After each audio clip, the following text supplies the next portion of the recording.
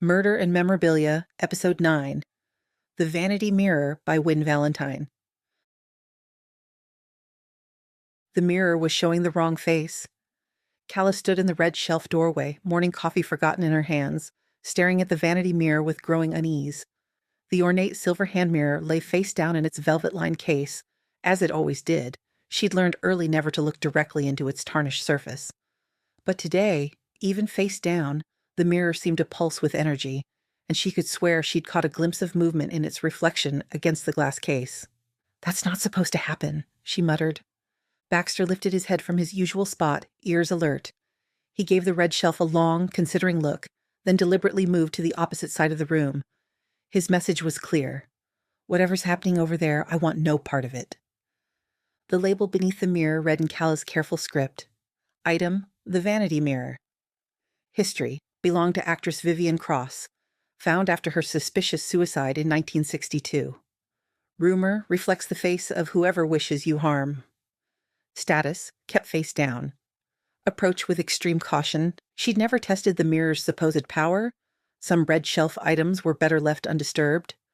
But lately, she'd been feeling watched, followed, like someone was taking too much interest in her daily routines.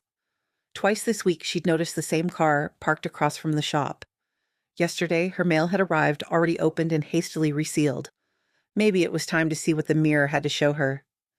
Before she could talk herself out of it, Calla reached into the case and carefully turned the mirror face up. The reflection that stared back wasn't her own.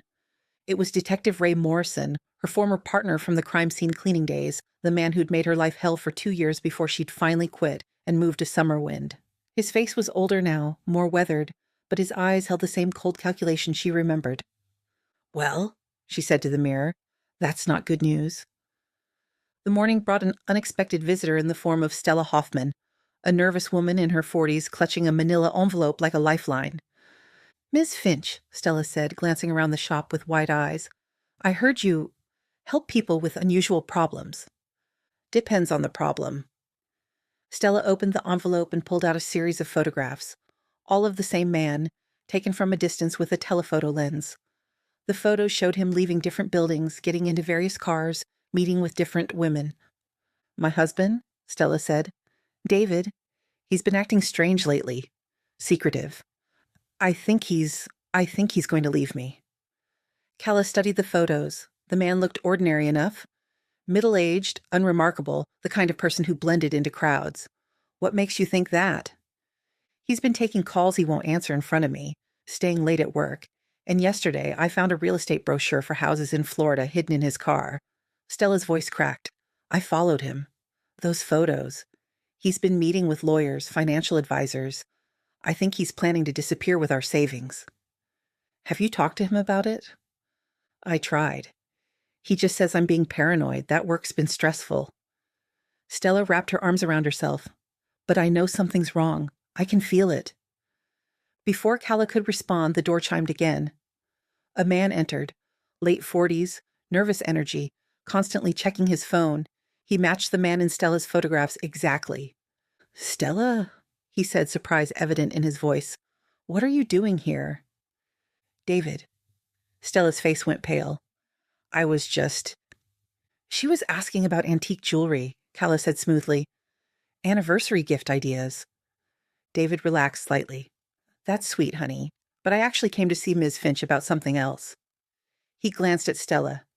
"Business matter. Would you mind waiting in the car?" Stella hesitated, then nodded and left without another word. David waited until the door closed. "I need your help," he said. "Someone's been following me, taking pictures. I think my wife hired a private investigator." The irony wasn't lost on Calla. Why would she do that? Because she's paranoid. Jealous. She's convinced I'm having an affair, planning to leave her.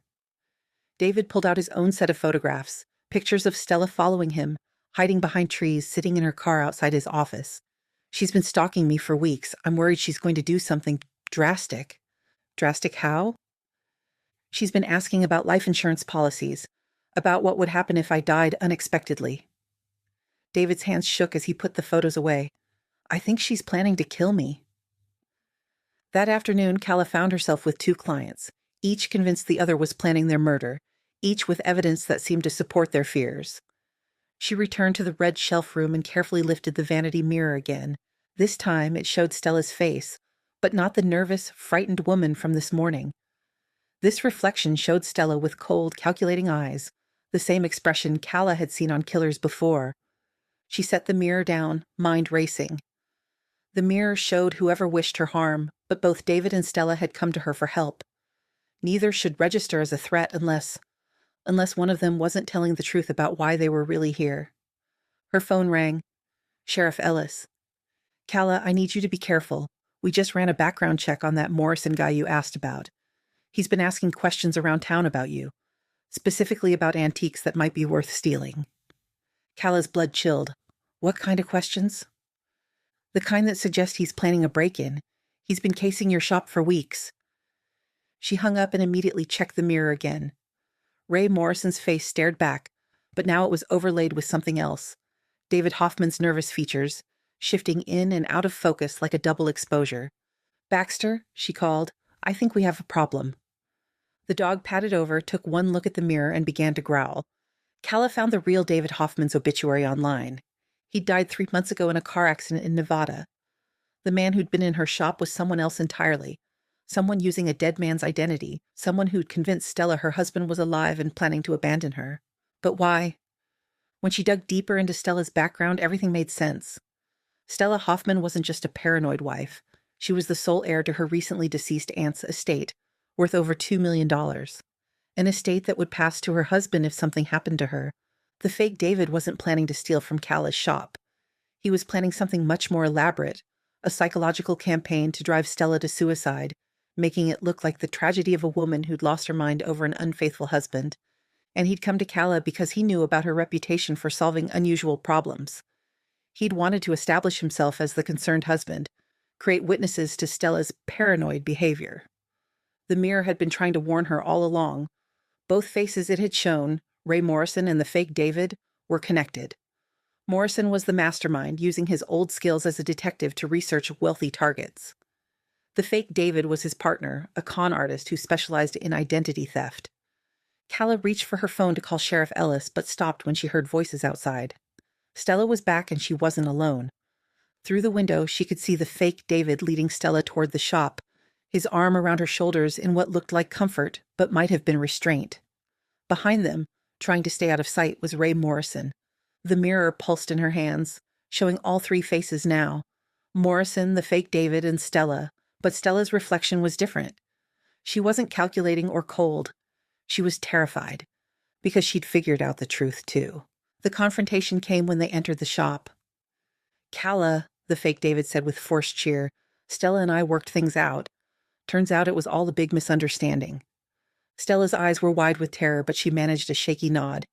Yes, just a misunderstanding.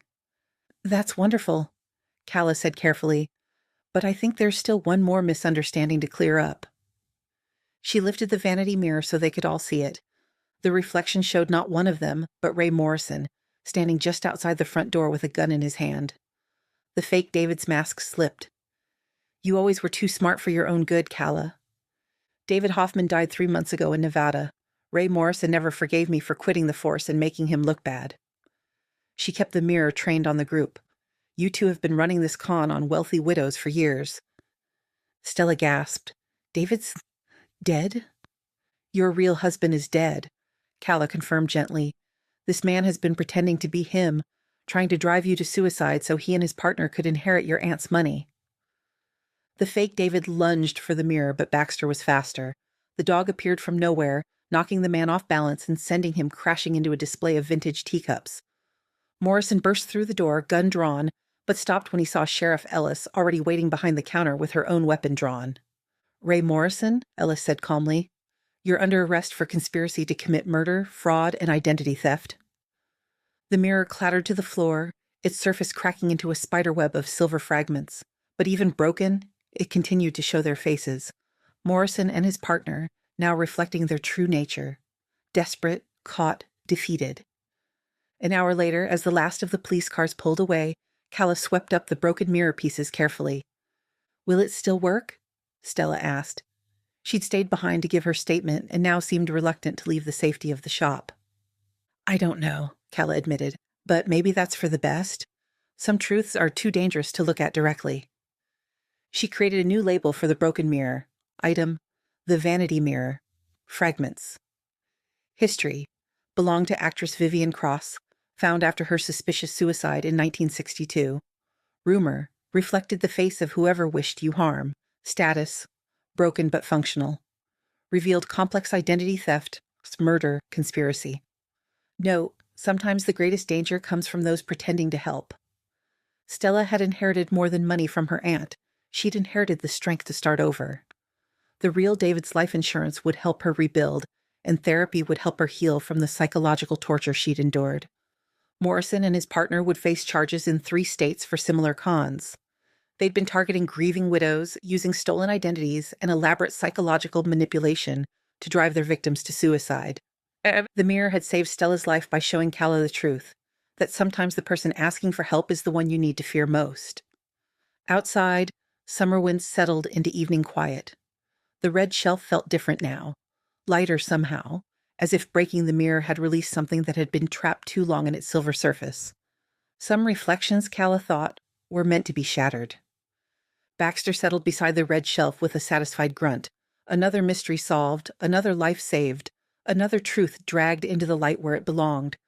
In the broken pieces of the mirror, she could still see fragments of faces, but now they were faces of the innocent, looking back with gratitude instead of malice. Sometimes, she reflected, the most dangerous lies were the ones that looked like truth. Thank you for listening. Please visit me at winvalentine.com to stay up to date. Please subscribe, leave a comment, and review.